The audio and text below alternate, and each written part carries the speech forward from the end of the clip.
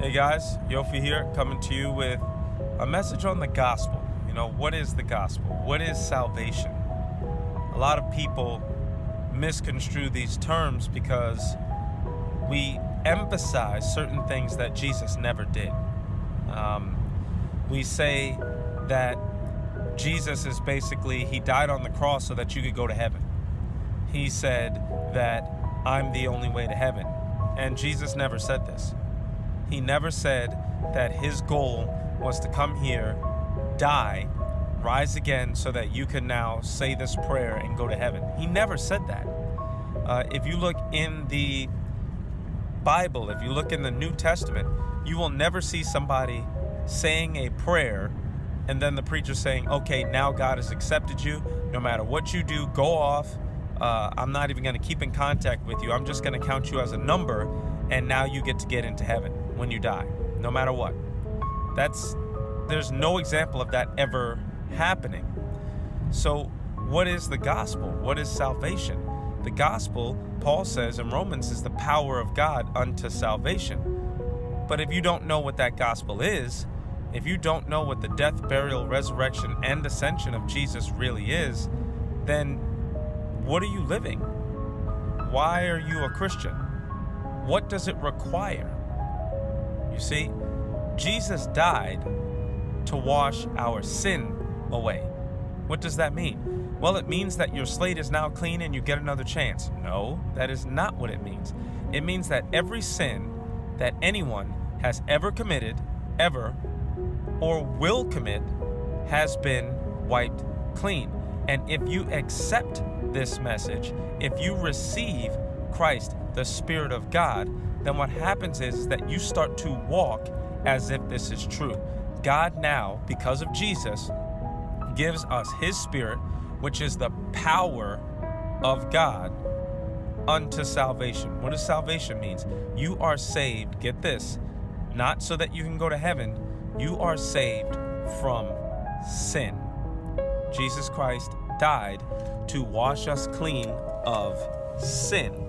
So the very sins that used to hold you bound, the very sins that used to overtake you, that were too powerful for us because of what happened in the garden, see, now we have the power to live above that.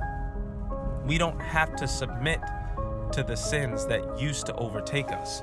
And that's what the Bible is about. That's what the New Testament is about. The New Testament is about you living a life where homosexuality used to get you, doesn't anymore. You know why? Because you have power over that thing now. Why? Because of the gospel. The good news is Jesus Christ died, and his sacrifice washes away the sins of the world. When you receive this, this is not about, oh, I get to go to heaven now. No, this is about, I get to live free from that anger that used to overtake me all the time. You don't have that now. How do you even know that? Well, the Bible tells you. What's the fruit of the Spirit? Self-control. Self-control. Not God controls you. You get to control yourself. So those anger, outrages, and bursts that you used to have, you don't need those anymore. Because you have the Spirit of God that now overpowers the law of sin and death. The law of sin and death, you don't have to be susceptible to that anymore. Those things that used to be, that lust, where you just could not take your eyes off. Now you don't have that anymore because you have a new spirit. Behold, all things have become new. Remember that in Corinthians? This message has nothing to do with where you go when you die. Now, granted, yes, we get to go with God forever. And truth be told, heaven is not the final destination. New earth is, if you read Revelation. New earth. Not you get to spend an eternity with God in heaven. None of that stuff is the gospel. Why am I saying this? I'm saying this because there are so many churches that try to trick people and deceive people into following Christ when you're not following Christ. You're following some message that's not the gospel. And we have to be careful about preaching those types of things, because then when people follow who they think is Christ and then they never change, not only does that hinder their faith because they're wondering why they can't get free when the truth is that they are free, And then also, they're now going to leave, and that's going to give a bad testimony, a bad representation of who Christ is, because now people think that Christ is who you are representing, and you're not representing Christ just by saying, oh, I get to sin and get away with it. That is not the message.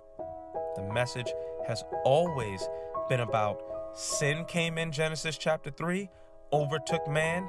Look at all the mistakes that man made. You could read the Old Testament. You could find out there's judgment, judgment, judgment, judgment, judgment.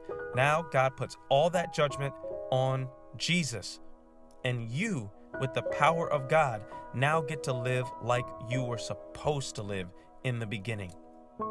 You get to represent God and be the light of the world that Adam was supposed to be, but he made a bad choice. You don't have that anymore. All that sin that causes you to stray, to be that Romans 7 man who learns about the law but has no power to live it out. I'm sorry, Judaism, you have nothing to offer for people who are gay. If somebody is gay, Judaism says, yeah, convert to Judaism and just be celibate for the rest of your life. No, Christ offers you a new life. That thing, that homosexuality, that's not the way that you were supposed to be. However, you don't have the power to change. But with Christ living inside of you, he gives you the desires of your heart, not the desires of your flesh. You see that?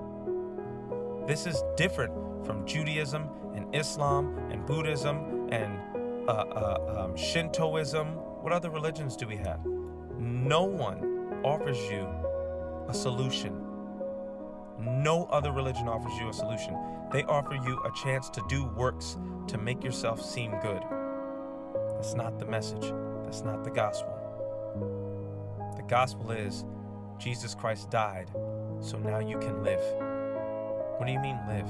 Live on this earth the way God made you. The creator of all of this made you. And he made you for a certain function. What function is that? Let us make man in our image. So God created man in his function, in his likeness.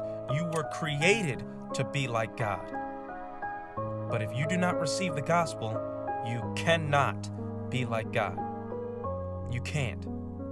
We like to say that we're kings and queens. Good morning, kings and queens. You are not a king. You are not a queen if you do not receive what Jesus Christ did. Why? Because you are under the authority of the devil. Any moment he could take you. And God has no say-so because you don't belong to him.